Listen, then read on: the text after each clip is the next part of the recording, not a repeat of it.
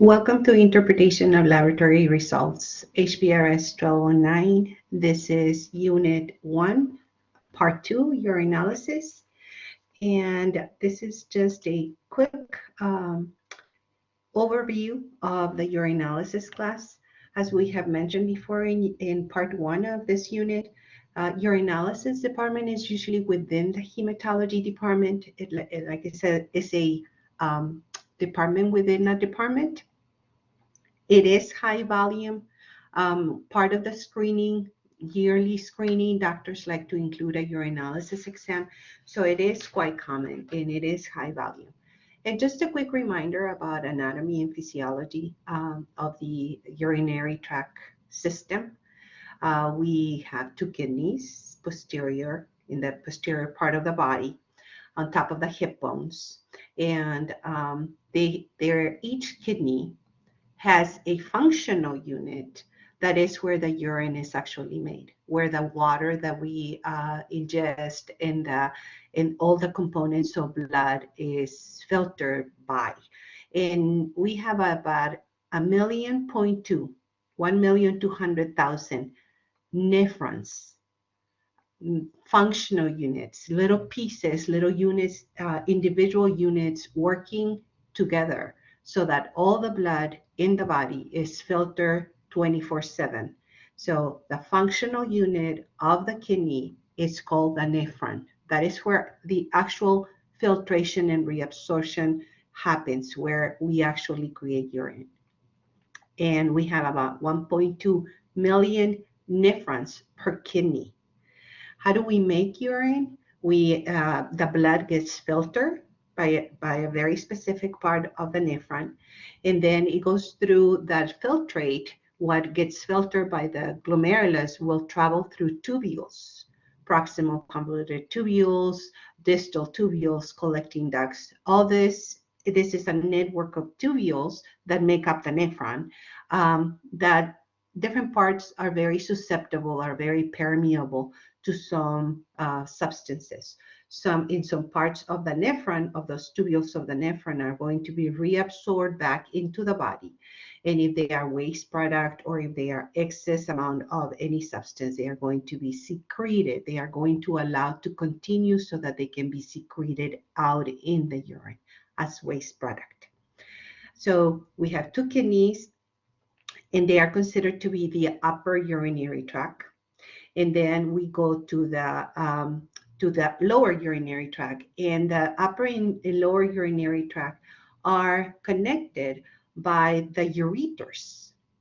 So these are just tubules that allow all the urine that has been formed in each nephron and is collected a drop at a time so that all that ends up in the bladder.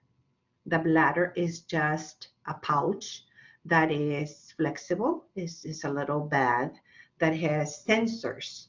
And when there's a certain amount of urine collected in there, then we're going to feel the urge because it's going to contract. We're going to feel the urge to urinate. So the bladder, the only thing the bladder does is collect the urine that is coming from the kidneys through the ureters. And then from the bladder to the outside is we have the urethra. And the urethra is just a tube. Again, it's another tube that allows the urine to be excreted out of the body through urination. And one of the first line of defense, or part of the natural mechanisms for protection to maintain us healthy, is the way we urinate. We urinate in a flushing motion through the urethra. We don't urinate in drops. It's supposed to be flushing. When you go to the bathroom, when you pee, you flush that urethra out when the urine comes out of the bladder, and it's actually a good thing. We need to urinate as frequent as possible, depending on the amount of water we drink, so that we can flush out all the bacteria, all the normal flora that likes to grow in the genital area because of the humidity and the body temperature that we have there. So the urinary tract is made up of two kidneys, whose functional unit is the nephron. We have over 1 million nephrons in each kidney. The kidney is connected to the bladder through two tubes. A tube on each side is the ureters, and then the bladder collects and through the urethra, the urine is excreted out of the body. Then we go specifically on slide number 3. It's about urine composition. What makes up urine? Well, urine is made up mainly of water. 95-96% of urine is water. And the other 4 or 5% is made up of excess substances that are in the body or waste products. And I should say end waste products, because we will always have natural waste products in the urine. Remember that we are made up of cells, and we are a collection of cells. That a bunch of cells together come out. When they are similar, they make tissues. Tissues make organs. Organs are part of systems, and then we just become us, right? So we are bunches and millions and trillions of cells put together, and those cells die. They're constantly our body is constantly making new cells, because cells normally die. So what do we do with the cells that die? What happens to those to that waste? Well, it has to be excreted somehow.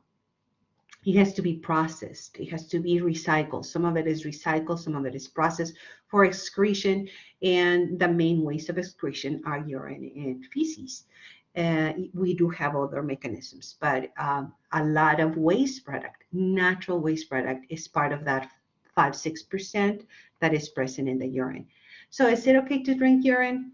Yeah, it won't kill you. There's a lot of information floating around about the benefits of drinking urine. I don't know that there are real benefits to drinking urine. It hasn't even been proven. It won't necessarily hurt you, but I don't know that it will give you benefit, because if it were important enough, the body would not have secreted it. So it secretes what we find in those solutes, and that whatever is not water in the urine is either waste product or excess from the body. Okay, so the urinalysis includes 3 different components. The physical exam, that includes the color of the urine and the appearance. The chemical exam, that includes the dipstick. Is one of those. It's a little strip that has 10 different pads, and each pad is saturated with a chemical that, in the presence of a substance, the substance that you're looking for, is going to react. So it's a chemical exam, the dipstick. And then the microscopic exam. In a lot of textbooks, they are going to just separate the urinalysis into macroscopic exam and microscopic exam. The macroscopic exam will include the color and appearance in the chemical reactions, so physical and chemical exams. And the microscopic exam will include spinning the urine and looking under the microscope for the formed elements. So it's a little different. Not everybody is allowed by CLIA. Remember, CLIA is one of the external agencies that monitors laboratory testing for quality.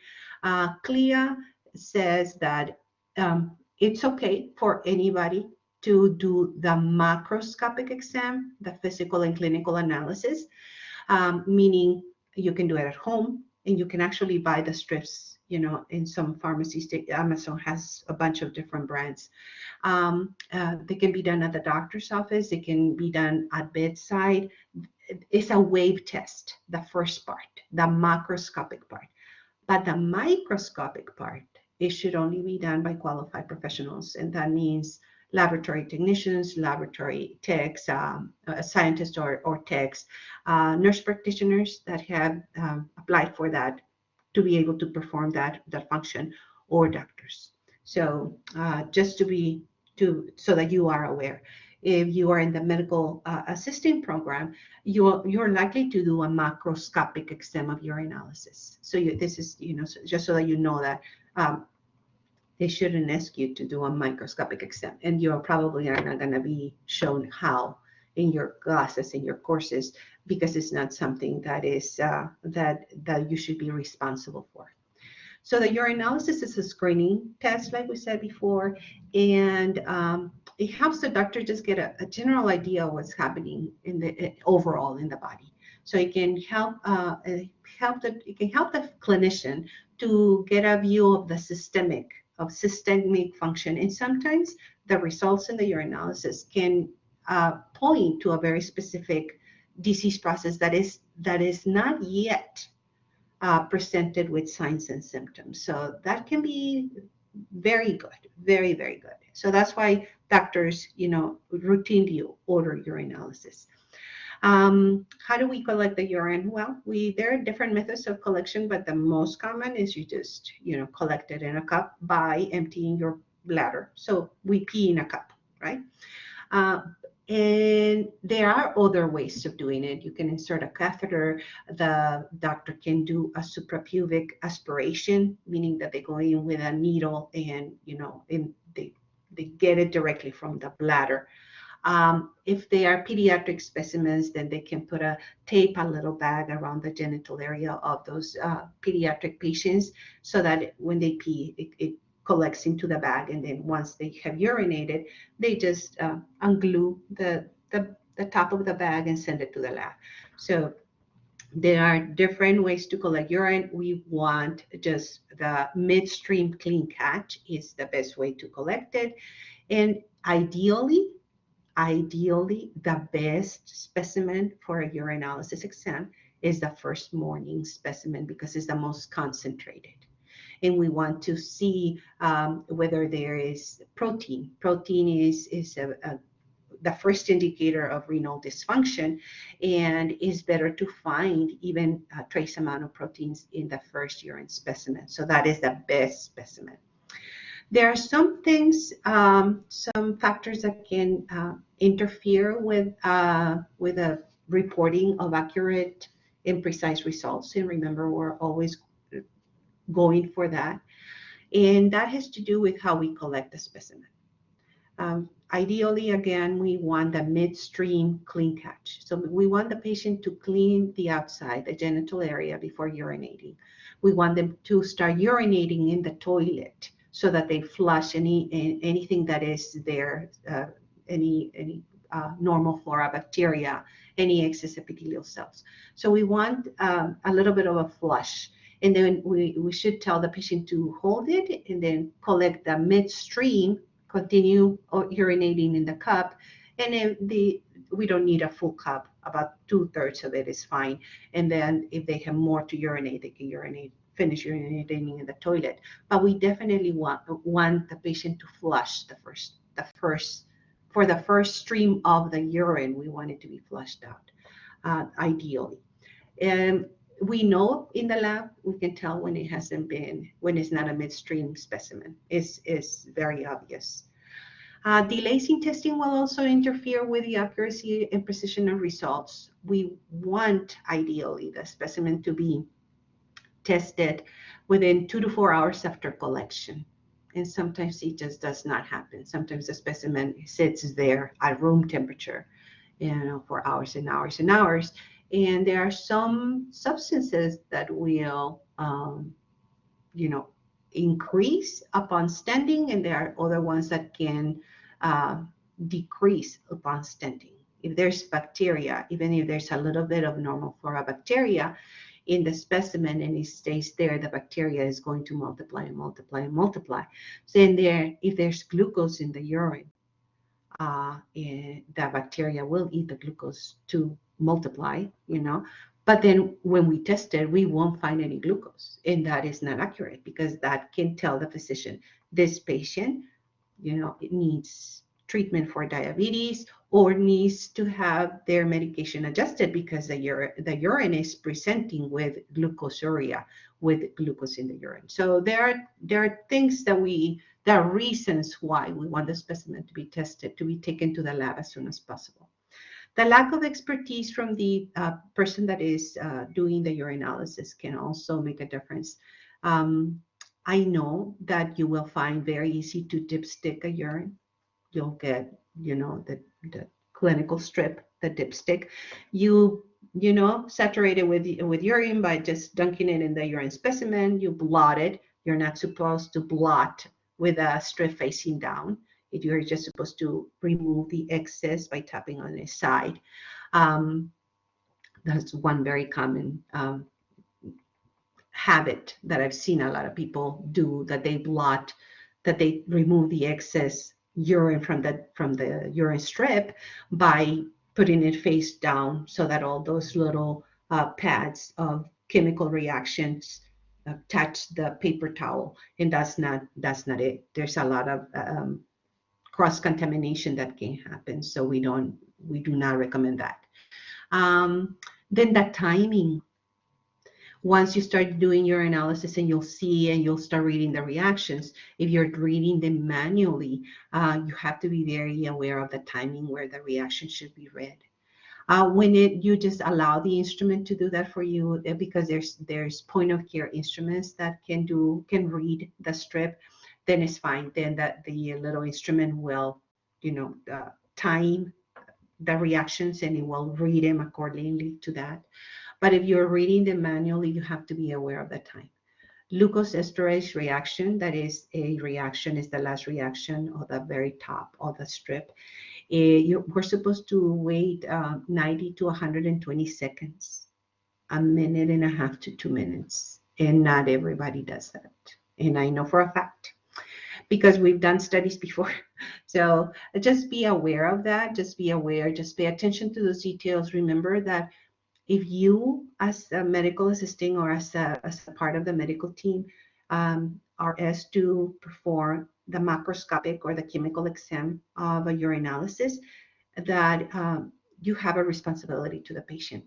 And you're not doing this testing out of the goodness of your heart. The patient will be charged for those results. So they better be accurate and precise, right? Because it's not a good thing. It's not ethical to charge a patient for something that has no clinical value. So something else that can affect accuracy of results is the irregularities in standard procedures. Standard procedures are written, and they may change from lab to lab depending on the reagents they are using, the instrumentation they are using. And once they know the instrumentation and the reagents, they standardize the procedure so that everybody in the lab does them the same way. And there's a reason for that. Because different companies, different reagents might require different things, even different timing especially in the chemical analysis. So just be aware of that. On slide number 4, we're going to give a little bit more information, more detailed information about what is included in the macroscopic exam. As I mentioned, the macroscopic exam includes the physical and the chemical analysis. Physical characteristics include color of urine that should be yellow. Any shade of yellow is fine, light yellow to dark yellow, but it has to be yellow. We don't want it to be orange. We do not want it to be red or brown or amber. We want a shade of yellow.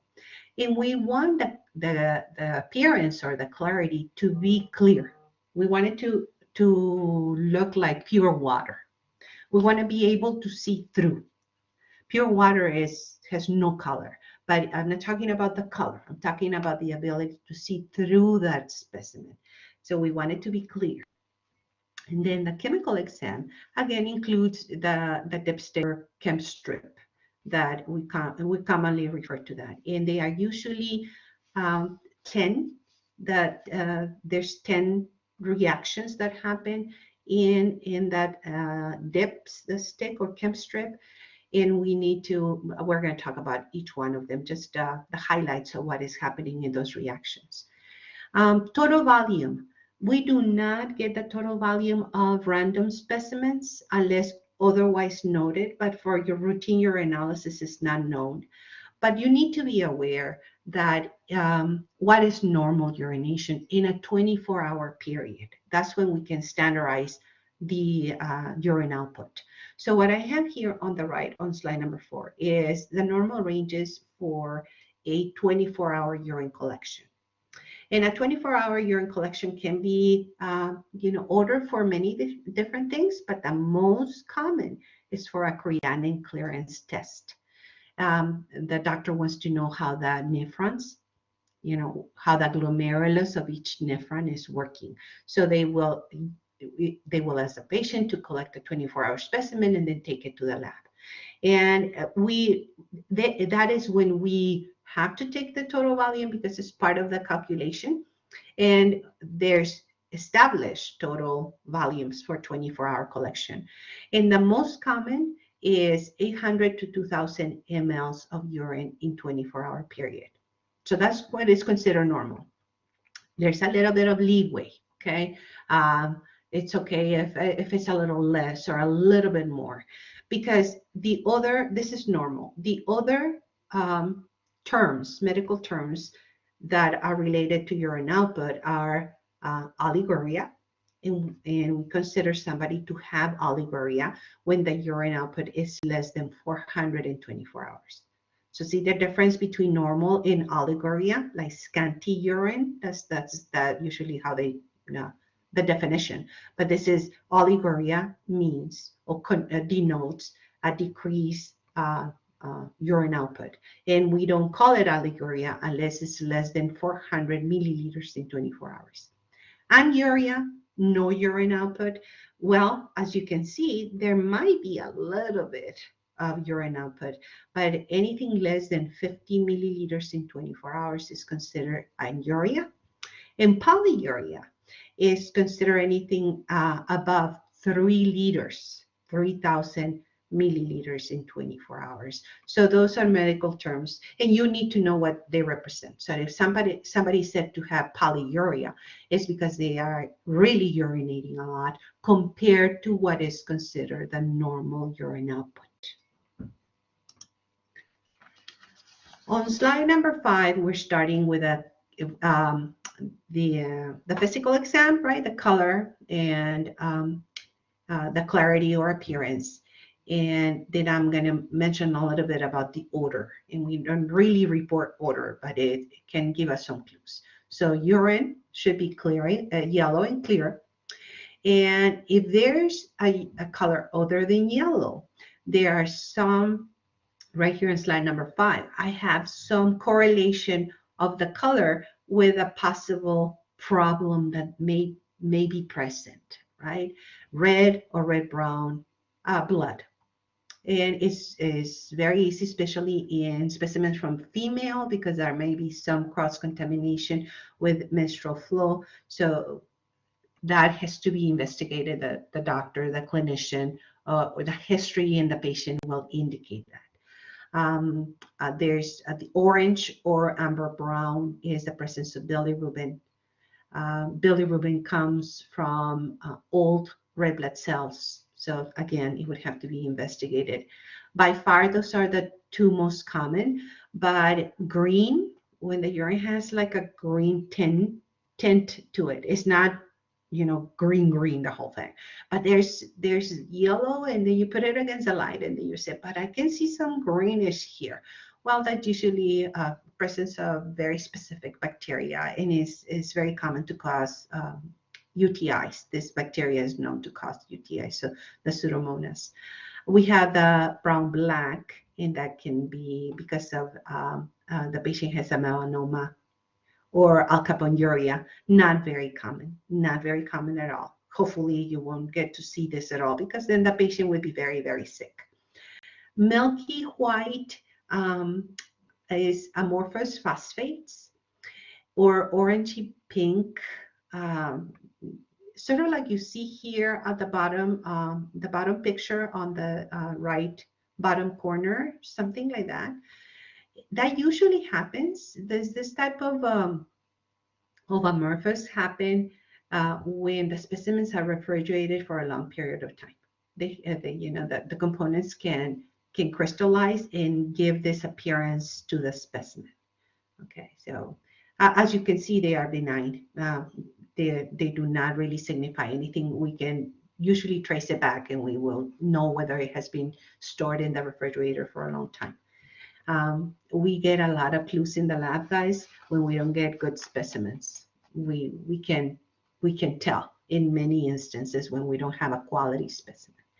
If the specimen is colorless, like it looks like water, we have to be aware because if the patient is unable to urinate or something, they might feel like they can just get a little bit of toilet water or tap water and just fill up the tube. Um, and that's not going to do them or us any good. But if it is very, very diluted, specimens that are naturally diluted, it might be an indication of diabetes because one of the signs and symptoms of diabetes is increased thirst. So if the patient is constantly drinking water because of that thirst, then their specimen is going to be very diluted. They are going to have polyuria with a very diluted specimen. The clarity of or appearance, we not want it to be hazy or cloudy or turbid because whenever we have a specimen other than clear, we know that there is stuff. There are more solutes in there, and those solutes can include bacteria, can include yeast, can include mucus, cells, white blood cells, red blood cells. It can include crystals. We don't want them. We would rather have a clear specimen because that's how it should be. Otherwise, we'll report him and the doctor will have to correlate signs and symptoms so that the patient can be treated. But for in a normal specimen, we want it to be clear. We do not report odor.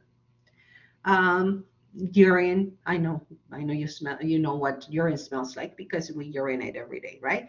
But whenever there is a like sweet or a fruity smell, and I'm not talking about bubble gum sweet, right? It's like rotten fruit type of smell.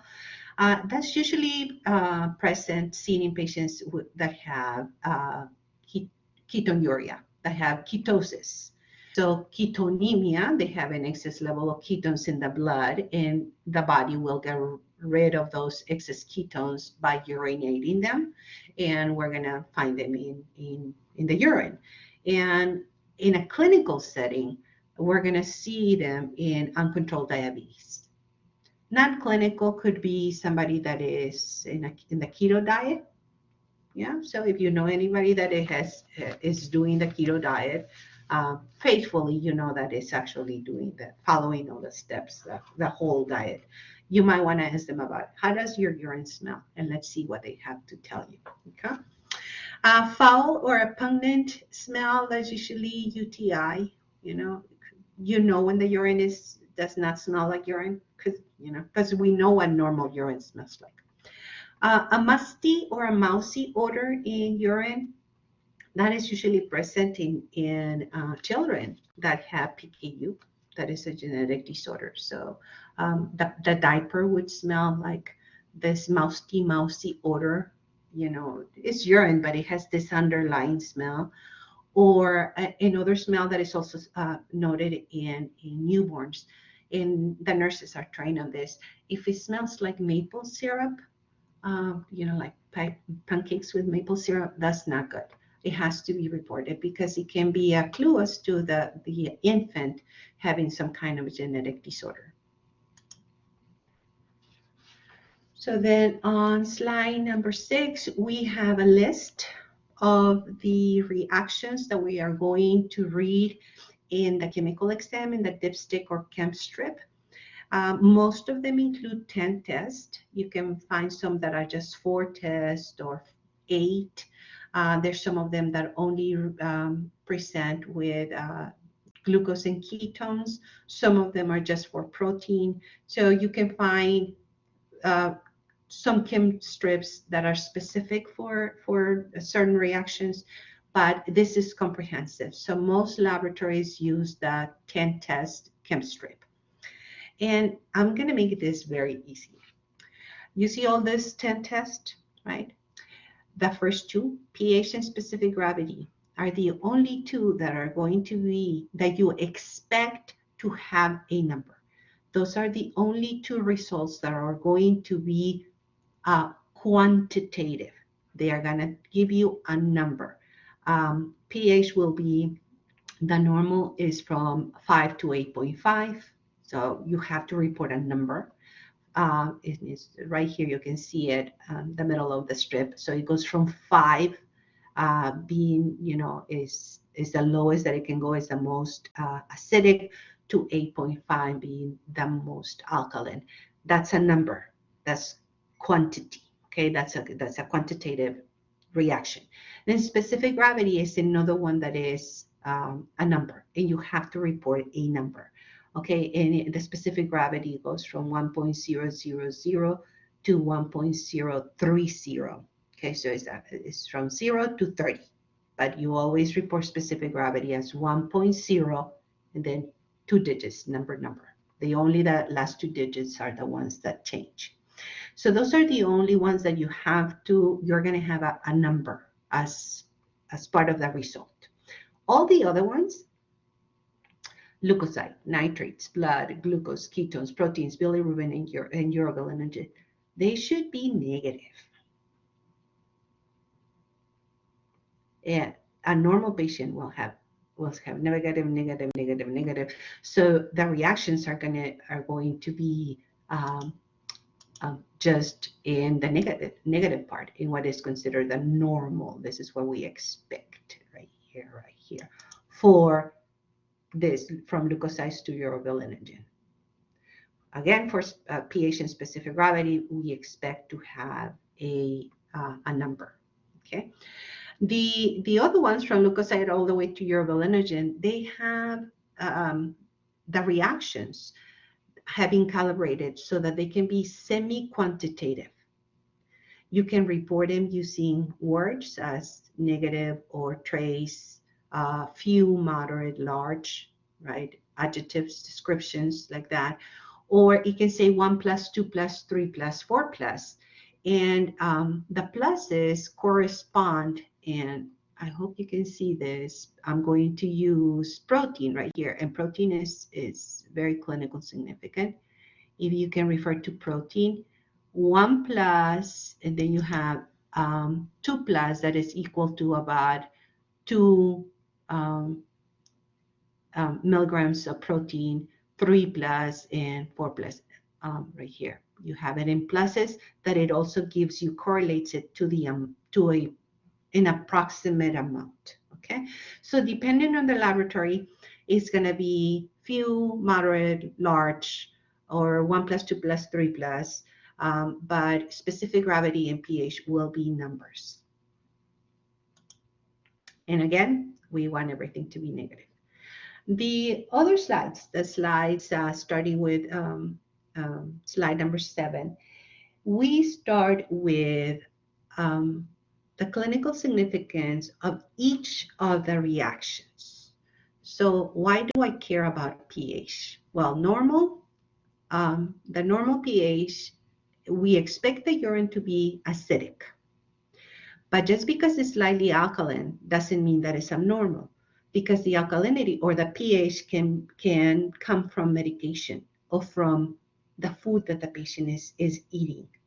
So even though we expect it to be slightly acidic, the normal range, as you can see right here, is, all the way from 4.5 to 8, the whole thing. In the clinical setting, even though that we know that food and medications can make the urine alkaline, most of the urines, when we see an alkaline pH, is because the patient has a UTI, has some bacteria in there that is causing UTI. Or maybe the patient has been having vomiting, or there's hyperventilation, or have low potassium. But by far, and as a clue, I have bolded the most common. So as you can see right there, a very low pH in urine is usually uncontrolled diabetes. But how do you know that it's uncontrolled diabetes? Well, if the patient has uncontrolled diabetes, that means that sugar levels are very high, then they would have glucose in the urine. So you would correlate it with glucose. If there's no glucose, then the pH is okay, is normal, right?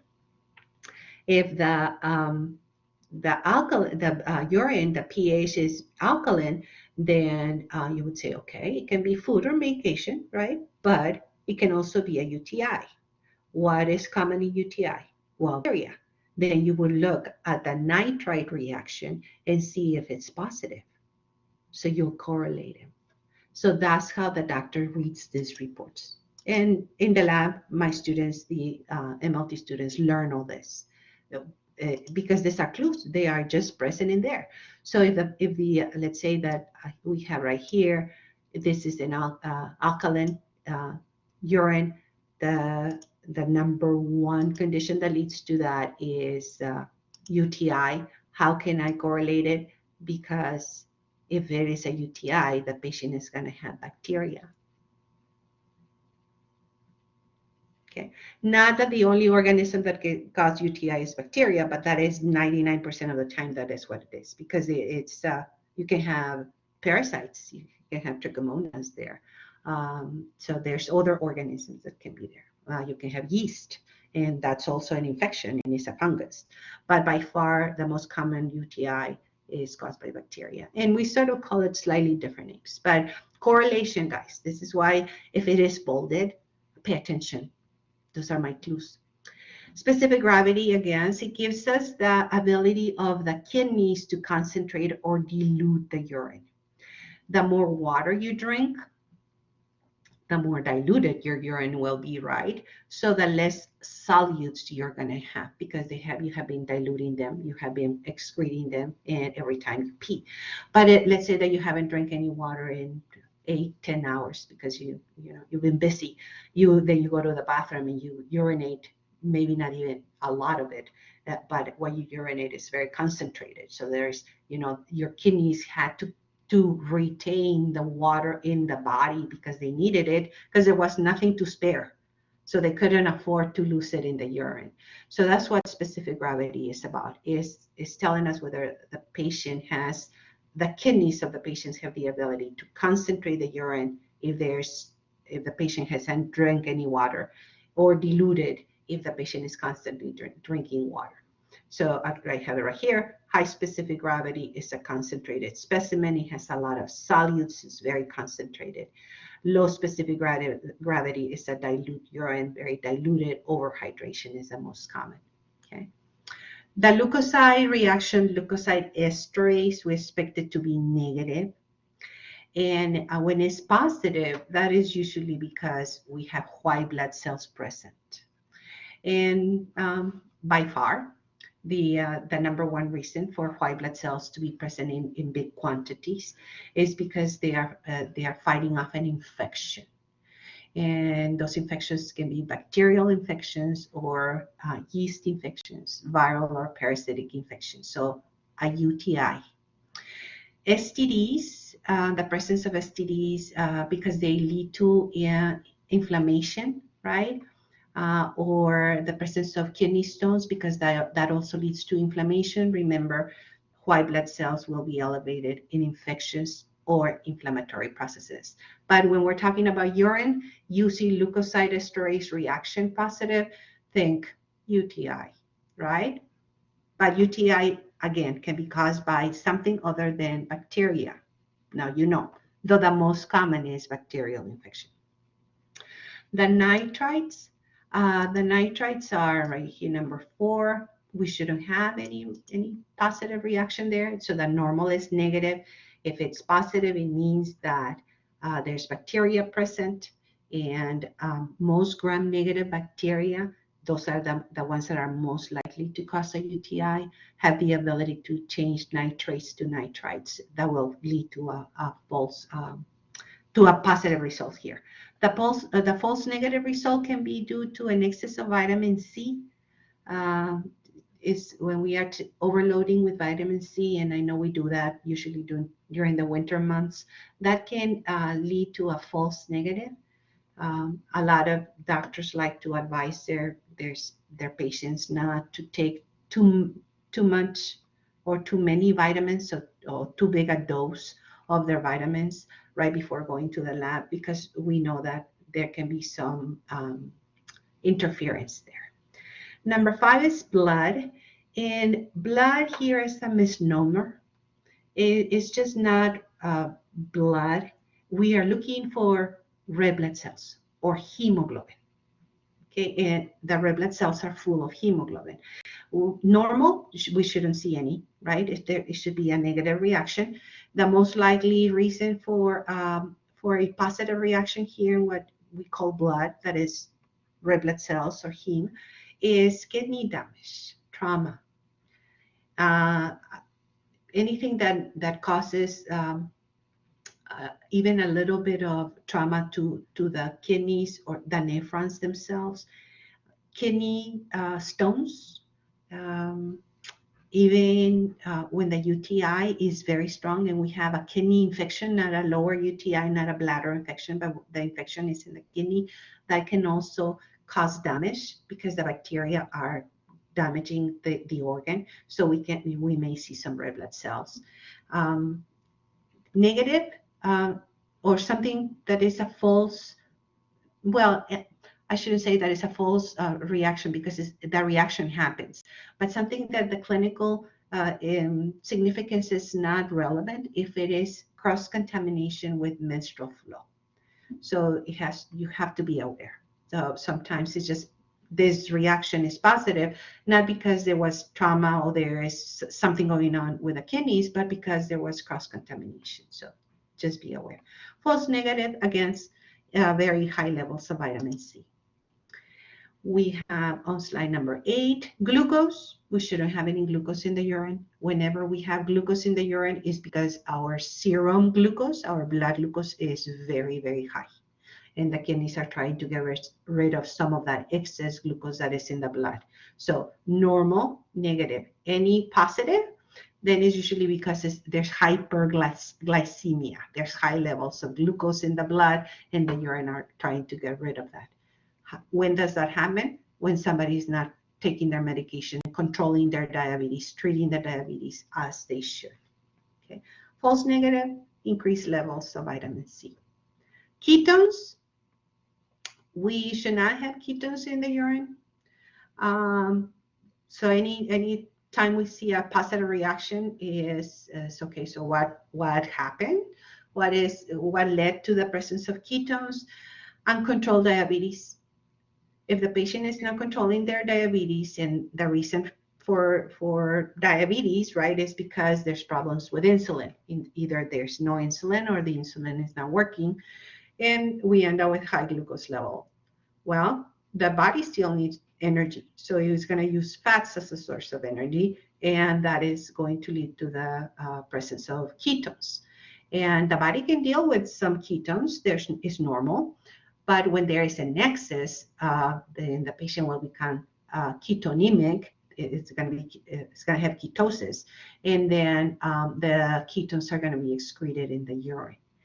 So uncontrolled diabetes or calorie deprivation, like in the keto diet, the Atkins diet, right? Or if somebody has diarrhea and vomiting and are unable to eat anything because that's just everything that they eat, they just vomit, it comes out either end, they are going to have low calories. So the body will start using fats as a source of energy, and they might end up with some ketones in there. So there are different conditions that can lead to ketonuria. Proteins, no protein. The presence of protein in the urine is seen as one of the very first indicators of kidney dysfunction. So there are some non-pathological conditions that can lead to proteinuria, but they are transient, like a strenuous exercise. And I'm not talking about Pilates or yoga, okay? Strenuous exercise like marathon runners or people that are serious about their exercise. Emotional stress, and all of us have different thresholds for emotional stress, but we're talking about something that is really, really stressful to our emotional health. Cold temperatures, exposure to cold temperatures, not El Paso temperatures, okay? We're talking about minus 20 degrees. We're talking about the winter weather over there in Canada or Montana, when one of those that we don't find here in El Paso. We freeze when it's 30 degrees, but we're talking about exposure to real cold temperatures. Postural, there are some patients that do have this anomaly and it's benign. They excrete a little bit of protein in the urine when they are in an upright position. It's called orthostatic proteinuria, but it's benign, and the doctor will have to find the diagnosis to see where that protein is coming from. But once they decide that it's postural, then it's not pathological. This should not be a condition that would need a lot of follow-up. Very high fever and dehydration can also lead to the presence of protein in the urine. Again, those should be transient, right? The patient's temperature, fever goes down, stabilizes, the patient gets hydrated and stabilizes, and the protein is gone. Bilirubin comes from old red blood cells. The lifespan of a red blood cell is 120 days. So once the red blood cells are too old to do their job, that is to move the oxygen and the CO2 around, then they will get taken up, recycled by the spleen, and it is a recycling process. And part of the hemoglobin that is inside the red blood cell is just waste, and that waste will become bilirubin. And most of the bilirubin gets excreted in the feces, in the stool. It's part of the color that gives that brownish color to the feces. And that's how we get rid of the excess bilirubin of the bilirubin. But so we should not have any bilirubin. We do have tiny little bit of bilirubin in circulation at any given time, and just is considered normal. But when you have a positive reaction of bilirubin in the chem strip, that is usually because there is a bile obstruction, like gallbladder stones. Very, very common. By far, that is the number one reason why we might end up with bilirubin in the urine. Or hepatitis. Somebody has hepatitis. The liver is compromised, unable to process the bilirubin that should be excreted in the feces, but now because the liver is compromised, is present in the serum, in the blood, and because the blood is filtered by the kidneys, and this is a waste product that shouldn't be in the blood, then it will be, secreted in the urine, and that's where we'll see it. So abnormal is positive. If we see positive bilirubin in the chem strip, think gallbladder stones, hepatitis, cirrhosis. Very unlikely, but also possible, hemolytic anemias. And you might see that in an inpatient, not so much in an outpatient. Hemolytic anemias, for somebody to be going through a hemolytic crisis, they will end up in the hospital. Urobilinogen, we say that we all have a little bit of urobilinogen, all of us. It is actually one of the substances that gives the yellow color to the urine, but there are minute amounts. So we say that urobilinogen is normal because we know that we have a little bit, right? Any reaction that happens in the chem strip, then that is abnormal, because all of us have the same thing. So that having a little bit is normal, but anything other than just a tiny little bit is considered positive abnormal. So when are we going to see positive urobilinogen? Then it's usually problems with the liver. Bilirubin and urobilinogen are liver indicators. They tell the doctor a little bit about how the liver is working. Okay. And I put a link to a YouTube video that can help you visualize this information. There's lots of videos. You can just put chem strip reactions or something like that. Just whichever it calls your attention and makes more sense to you, that's the one that you should watch. And I don't like them to be long. I usually choose the ones that are the shortest. Then on slide number 9, we start with a microscopic exam. The microscopic exam will not be done by just anybody. This is part of the urinalysis that is not waived. That has to do, CLIA said that it has to be done by laboratory technologists or technicians. I have put the procedure here for how it is that we work to have to prepare the urine for examination under the microscope. We're going to have the specimen. We're going to do like in number 1 on the rack. I have 1, 2, and 3. We're going to have the urine, and we're going to do the color and appearance. This is yellow, and this is cloudy. And then we're going to spin the urine in number 2. Step number 2, we spin the urine, and if you see right there, the sediment at the bottom, right? So we spun it for about 5 minutes. And then we decant the specimen. We get rid of all the excess urine, and we just leave a little bit of urine with a sediment at the bottom. We mix it very, very well. We mount it on the microscope. We do a wet mount, and then we start reading. We read. We identify the deformed elements that are present in the urine sediment, and we are constantly looking.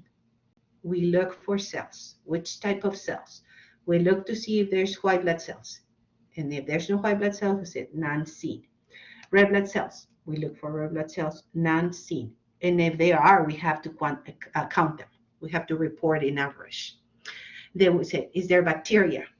Yes, no. If it is a yes, how much? 1 plus 2 plus 3 plus, or few, moderate, large. Is there yeast? Are there any parasites? Yes, no. Are there sperm cells? Sperm cells are considered normal in males or females, but not in children. Okay, so we have to be aware. So this is what we're looking for. Are there any epithelial cells? And then we have to say renal epithelial cells, transitional or squamous epithelial cells. So we have to identify them. Do we see any cast? Do we see any crystals? Do we see any mucus? And if we do, we have to identify how much and what type. Okay, so we do this, we read, we identify, we actively look for all this in every specimen. And this is just to give you an idea. This is a picture of a sediment, and we do have some cells and we have some crystals there on the picture on the right. But normal, this is what is considered normal. This question, you need to see when you receive results from the laboratory, if you're a medical assistant and you're receiving these reports, always refer to the reference rate. Always look for the reference rate column and refer to that. But as a general rule, normal, we can see 0 to 3 white blood cells, 0 to 3 red blood cells, few or 0 to 3 of any of the cells, except sperm cells in children. They are considered normal. It's okay to have a couple of them, just a few of them, but not many. Then if we see more than 3, right, then we have to get an average and report them as an average. A little bit of mucus, few mucus strands is considered normal, and a few crystals. And the crystals that are considered normal, we have a list here. Uric acid, calcium oxalate, and those are the ones that you see in the picture. Amorphous phosphates and amorphous urates are the most common, and they are not clinical significant unless we see them in bundles.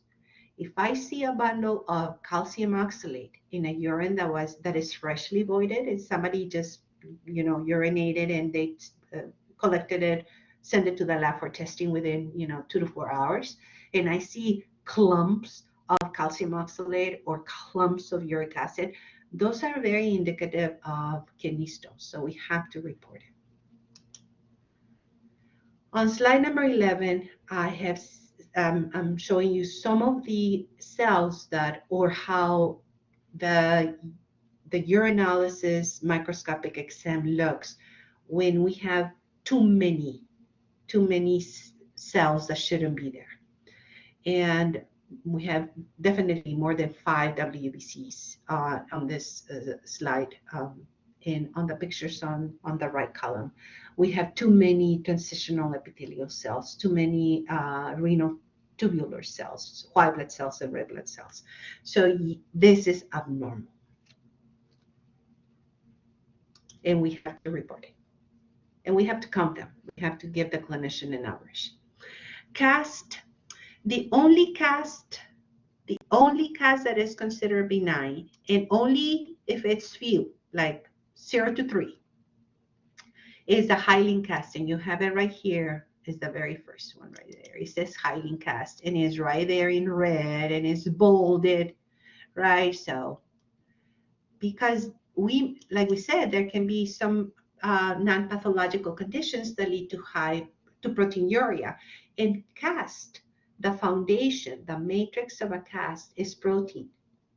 So we might end up with a little bit of precipitated protein that may give us a few Hyalin cast.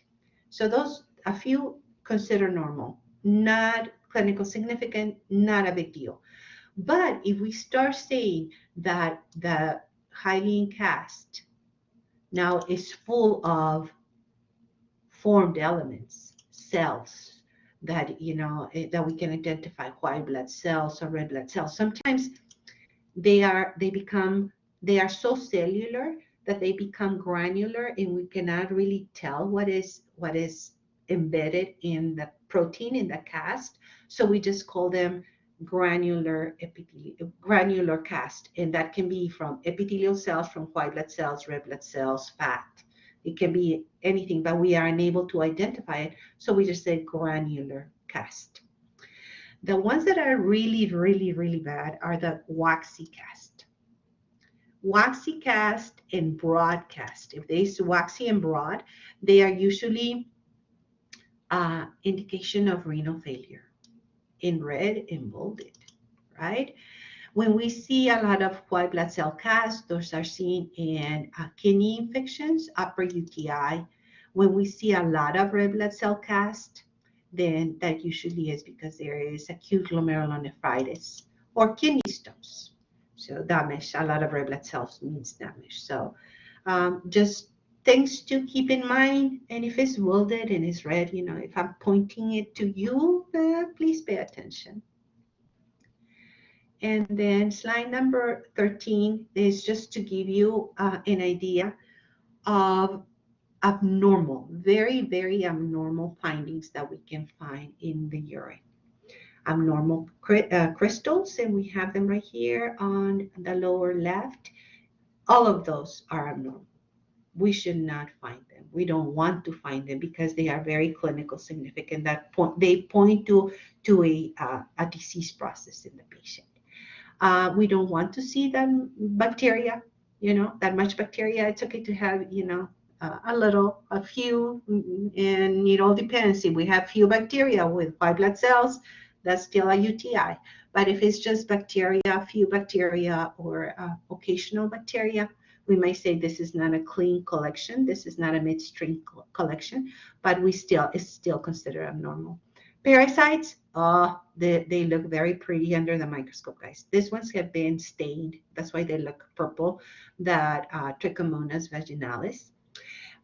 We see them in the urine, and this is cross-contamination because they are present in the genital tract, okay? But it's an STD, and we get excited in the lab when we see them. It's not good for the patient. It's just that they are cute to see because they spin like crazy. This flagella that they have here, this hair, they looks like they have hair, makes them spin around over and over and over until they die. The thing is that they die very, very soon after the urine specimen has been collected. So it's hard to see them or to find them if the urine has been sitting around there in the doctor's office forever and ever. Even if they were there, we can confuse them with white blood cells because they are very small, okay? But it's something that to keep in mind, that there are reasons why we want the specimens to be taken to the lab as soon as possible.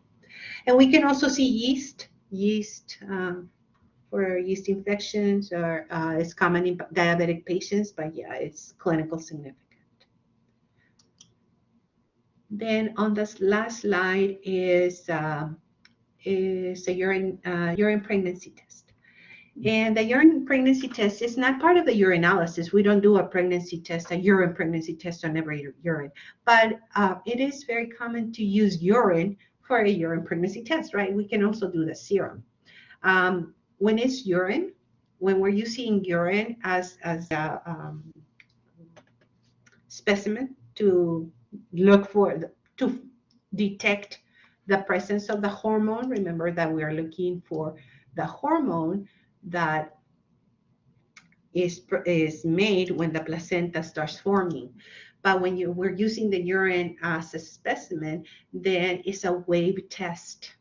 And we can buy them at Walmart for less than $1 or at the dollar store for $1, right?